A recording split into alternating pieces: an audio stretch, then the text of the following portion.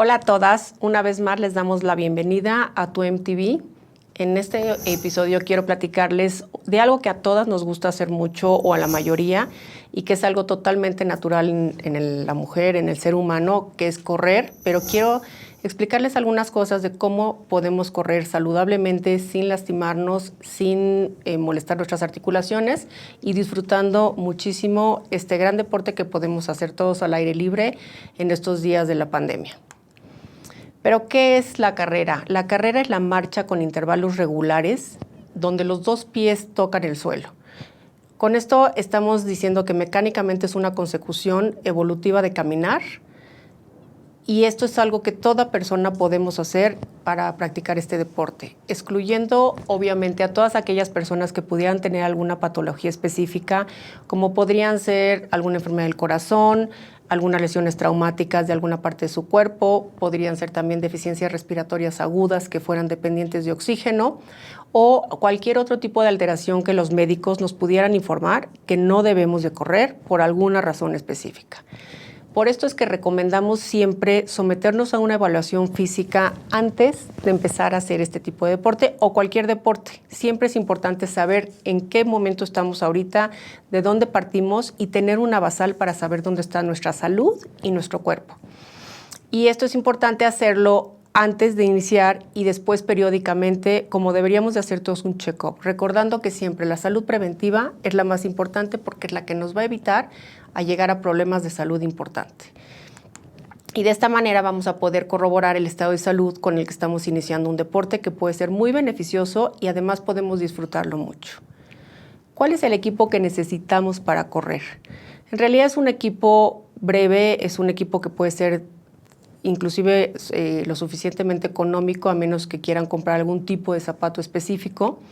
Se requiere de algún tipo de ropa con material de preferencia que sea transpirable. Hoy en día hay muchísimas telas y de muchísimos precios y para que pueda haber una buena transpiración de su piel, que puedan sudar, que no se queden empapados y también que se mantengan frescos. Aparte de la ropa que debe ser cómoda, lo más importante de todo es el calzado. Así es que si le van a invertir a algo, inviértanle a los tenis.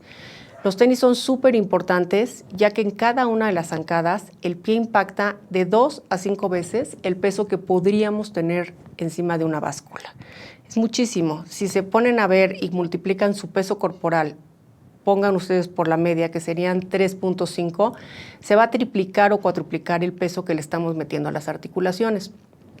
Y esto es debido al impacto de la pisada, ya que el cuerpo de esta manera sufre microtraumatismos en cada zancada a todas sus articulaciones del cuerpo. Todo esto va teniendo un fenómeno aditivo, lo cual nos indica que se va sumando el daño que podemos estar generando en nuestros cartílagos. A mayor peso del atleta, mayor el impacto que va a sufrir el cuerpo. Por lo cual es muy importante utilizar un buen tipo de zapato con un buen sistema de amortiguación y así podemos minimizar y absorber cada uno de los impactos que se generan en la zancada. Y hoy en día en el mercado, podemos encontrar muchísimos. Podemos encontrar sistemas de gel, sistemas de aire, sistemas de espumas de diferentes densidades y realmente encontrar el zapato más adecuado a nuestro tipo de pisada. Otro dato muy importante que tenemos que tener en cuenta es el tipo de pisada. Se podría tener una pisada universal como el 40% más o menos de la población, pronadora, que es un 50%, o las personas supinadoras, que son el restante, que serían más o menos un 10%. Si ustedes desconocen su pisada, podrían acudir a un centro especializado de marcha y a poder analizar su carrera. De una manera sencilla también lo podrían hacer en una forma más económica, mirando la suela de sus zapatos. Y les voy a decir cómo. El corredor pronador tiende a pisar con la parte interna del pie, por lo que será el lado de adentro el que tenga más desgaste de su tenis o de su zapato.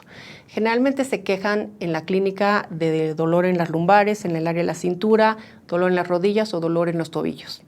Mientras que un corredor supinador es todo lo contrario, tendrá un desgaste mayor y más evidente en la parte externa de su zapato y generalmente son pacientes con empeines muy altos, con el arco anterior caído y tienen lo que se llama un pie cabo y generalmente también tienen baja musculatura en la parte inferior de la pierna, lo cual no les permite tener un buen control de su pisada. Cada persona estamos responsables de encontrar obviamente el zapato más adecuado y que se ajuste a nuestra forma de correr, a nuestro peso, al tipo de superficie que elegimos en la que vamos a entrenar y a los kilómetros que vayamos a realizar. Algo que les quiero hacer notar y que para mí tiene muchísima importancia es que si van a empezar a correr, no empiecen queriendo correr un maratón, no empiecen queriendo correr de repente un ultramaratón, empiecen con medidas cortas. Esto tiene que ser aditivo. A partir de una carrera de 10 kilómetros, lo recomendable es estar haciendo un entrenamiento controlado. Un material adecuado evita siempre las lesiones de repetición y sobrecargas, tanto en los zapatos como en las superficies que vamos a elegir para correr. Y todo lo que amortigue la zapatilla, lo amortiguará el cuerpo. Cuando se deja de cumplir la función de un zapato o de un tenis, es hora de renovar el calzado. La vida útil aproximadamente de un calzado es entre 600 y 800 kilómetros, lo cual nos da una media para que podamos valorar si vamos a correr un maratón. Generalmente yo les recomiendo que compren 2 zapatillas o 2 pares de tenis de los zapatos que les acomoden para estarlos rotando durante el entrenamiento y no tener que llegar al final del entrenamiento a punto del maratón a estrenar unos zapatos nuevos. Y el desgaste excesivo en la suela pues puede generar un hundimiento en los tejidos, en los sistemas de amortiguación del zapato, y aparte esto puede empezar a generar tendencia a diferentes tipos de lesiones que no queremos tener. ¿Dónde podemos correr? Una de las mayores ventajas que tiene este deporte es la versatilidad de los escenarios. Podríamos correr en cualquier lugar. Se puede practicar en todo tipo de terreno, incluso en sitios de dimensiones reducidas como podría ser un gimnasio, en las caminadoras. Obviamente, si su cuerpo les permite tener este acondicionamiento a nivel de la caminadora, hay patologías específicas donde no se recomienda. Lo más aconsejable es la práctica al aire libre, porque aquí tenemos otro tipo de ventajas, ya sea en sitios despejados o en zonas arboladas. Aquí vamos a tener una oxigenación limpia, saludable, y además le vamos a dar el aditivo a nuestro deporte de tener una fase de relajación donde vamos a poder estar en contacto con la naturaleza. Sin embargo, podemos hacerlo en diferentes superficies como el asfalto, que lleva un impacto muchísimo mayor hacia las articulaciones, pero muchas veces los entrenamientos, si el maratón va a ser en calle o en un área de asfalto, pues tenemos que entrenar ciertos tiempos en este terreno para acostumbrar también los tejidos de nuestro cuerpo. En pasto, donde se absorbe muchísimo más todo el impacto, además de los zapatos. La tierra puede ser en tartán o, como les decía, en las caminadoras. A mí no me gusta recomendar que corran en la playa porque a la hora de pisar el talón hunde mucho. Generalmente cuando vienen después de vacaciones a mi consulta y acuden después de haber corrido mucho tiempo en playa, porque estuvieron 15 días, 3 semanas, y se les hizo pues muy divertido porque sí es muy bonito correr en la playa, llegan con lesiones del tendón de Aquiles muy severas o de los ligamentos de su tobillo. ¿Por qué? Porque a la hora de pisar el peso mayor va hacia la parte del talón y aquí es donde se pueden lastimar.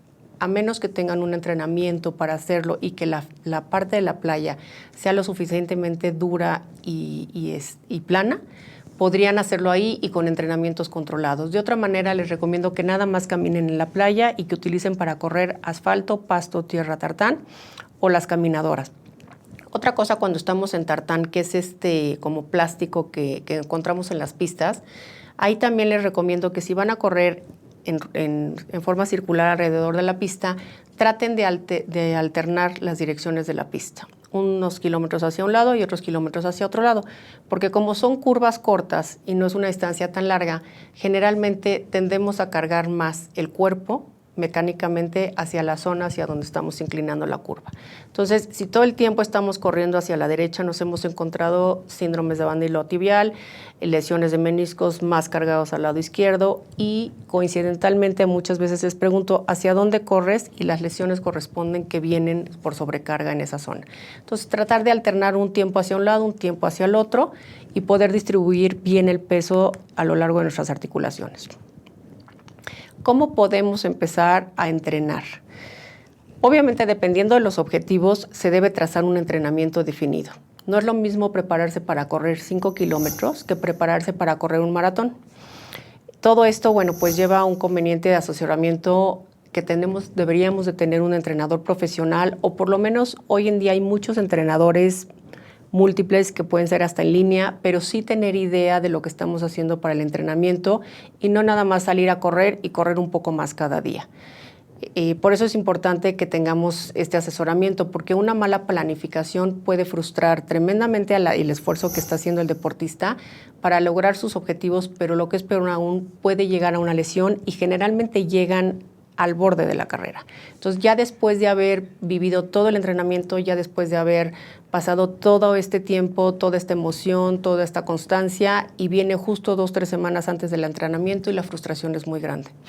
A la hora de planear una temporada, debemos marcar en el calendario las fechas en las que debemos realizar una prueba atlética. A partir de aquí vamos a calcular las cargas, los días de más volumen de entrenamiento y los días de afinación, así como los días de descanso. Siempre, generalmente, cuando hay un objetivo de un maratón, hay una pretemporada, hay una época de carga y hay una época de descenso. Ahora, como denominador común en todas las disciplinas se encuentra la constancia. Si nada más van a entrenar un día y después a los 15 días y después no, y después todos los días de una semana porque estaban de vacaciones, tampoco esto le hace bien a su cuerpo. Si van a entrenar decididamente para hacer una carrera larga, hay que ser constante 3 días a la semana, 4 días a la semana, lo que decidan, pero que sea constante. De otra manera, todo esto va a llevar a un mayor número de lesiones porque no va a haber una rutina de constancia en su cuerpo. Las rutinas de entrenamiento son efectivas si se realizan ordenadamente manteniendo una secuencia planificada. Por eso les digo que es importante tener un entrenador o alguien que sí sepa de los tiempos de carga de las carreras para que no se lastime. Si se rompe el ciclo del entrenamiento por inconstancia del atleta, el organismo no llegará a la adaptación de los esfuerzos y nunca logrará sus objetivos. Las sesiones de entrenamiento se dividen en diferentes fases. La primera fase se la podría yo traducir como la fase de calentamiento, que es fundamental para aumentar la temperatura corporal y elevar las pulsaciones del cuerpo. La segunda fase sería la elasticidad. La elasticidad nos lleva a mayor movilidad y aquí no debemos de confundir esta parte con los estiramientos. En esta fase vamos a realizar grandes palancas articulares con el objetivo de prevenir elongaciones posteriores durante la carrera y así activar las articulaciones en su rango de movimiento. La tercera fase es la técnica de la carrera. Esta parte es muy importante porque son ejercicios encaminados a mejorar la técnica y la biomecánica de la ejecución de la carrera. Con esta forma, teniendo una buena biomecánica en la carrera, vamos a potencializar la energía corporal, vamos a reducir lesiones y vamos a mejorar nuestros tiempos. La cuarta fase, que es la sesión principal, es donde el cuerpo entra ya netamente en el entrenamiento y es la única fase que va a ser variable, según las fases que les decía de ascensos, descensos o de diferentes tipos de presión que puedan querer meter en el entrenamiento. Dependiendo de la rutina, podemos encontrar sesiones de carrera continua, sesiones de carrera fraccionada o series rápidas, series en cuestas, series en bajadas, intervalos, sprints, subidas y bajadas de escalones, y todo esto va a estar potencializando la carrera para que tenga una mayor explosividad a la hora de la competencia. La quinta fase es la vuelta a la calma. Conviene trotar suavemente unos minutos al finalizar las sesiones principales para bajar progresivamente el pulso y poder desintoxicar un poco el cuerpo en cuestión del ácido láctico que todos habrán oído hablar de él. Y las piernas son las sustancias de desecho que generan todos los músculos en nuestro cuerpo después de hacer un ejercicio extremo. Por eso es importante permitir que llegue otra vez a su estado de calma a través de las pulsaciones de la respiración. Empieza nuestro cuerpo a retornar. Y la sexta fase, que son los estiramientos, que son imprescindibles al terminar, y por esto es importante invertir unos minutos para poder estirar nuestros músculos, tanto para sus efectos relajantes como para los efectos de prevención de lesiones. El estirar suavemente los músculos después de un entrenamiento también nos va a ayudar a eliminar todas las sustancias de toxinas que se acumularon. Hidratarse bien, mantener un buen nivel de electrolitos y siempre estar cuidándonos de todas las inclemencias del tiempo. Algunos consejos útiles que les podrían servir serían llevar ropa cómoda, como les decía al principio, y de preferencia transpirable. Si el clima es frío, muchas ocasiones es importante correr con guantes, porque por los dedos de las manos se mete mucho el frío. Entonces, correr con guantes, llevar alguna chamarra si está lloviendo. El calzado adecuado obviamente a la complexión y a la calidad del terreno que vamos a decidir para correr.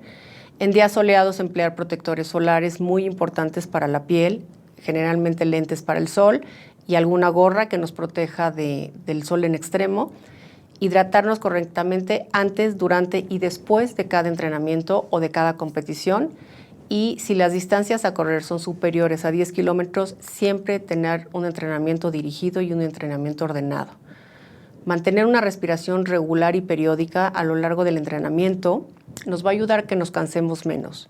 Alternar distintos tipos de entrenamiento y en distintos escenarios nos ayudará a evitar la repetición y el aburrimiento y podremos disfrutar más de este deporte.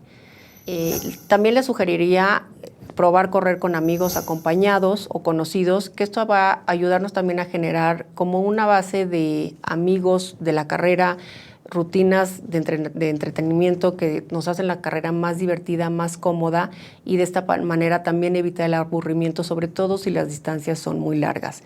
Independientemente de que siempre les recomiendo correr por lo menos en pareja por cualquier cosa que pudiera pasar. Puede haber un accidente, puede haber una caída, puede haber una fractura, puede haber miles de cosas y es importante tener siempre a alguien, tener un celular a la mano. De preferencia, si llegan en un coche a la zona de carrera, llevar un botiquín pequeño en el coche, llevar sus aguas, llevar electrolitos y llevar hielo. Es difícil llevar, pero yo les recomiendo congelar una botella de agua y llevarla congelada, generalmente dura, porque lo más importante en una lesión inmediatamente es ponerles el hielo, algún tipo de venda, y si no quieren llevar el hielo, pueden llevar algún tipo de spray que enfrían en el momento, que es el cloruro de etilo, que se utiliza mucho en los campos deportivos, y también podrían llevarlo como botiquín. Si corren, también pueden llevar su música, también esto los acompaña a lo largo y los motiva para correr, muchas veces utilizando música que los motive.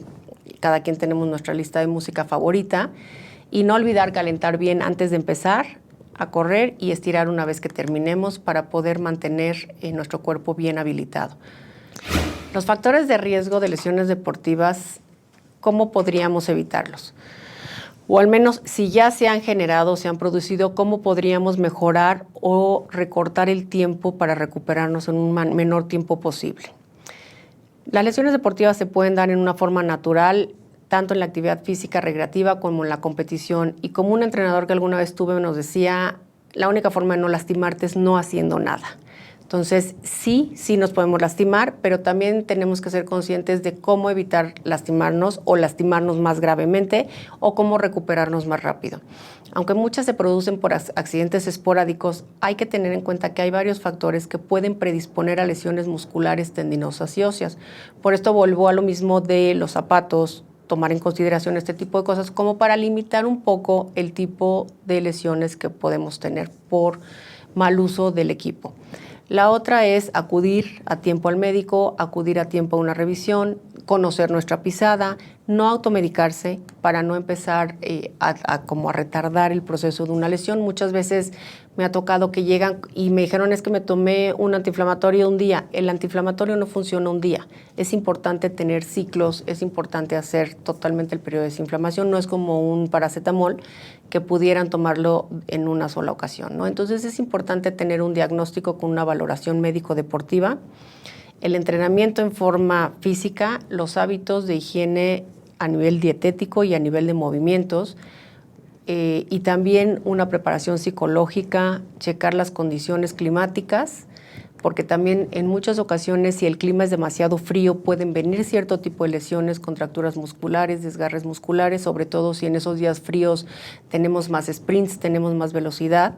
Entonces a lo mejor invertimos el día del entrenamiento de sprints, lo cambiamos a una fase más lenta, lo hacemos dentro de un gimnasio, corremos con mallas. Hay diferentes opciones que podemos hacer para cuidar esto dentro del equipo deportivo.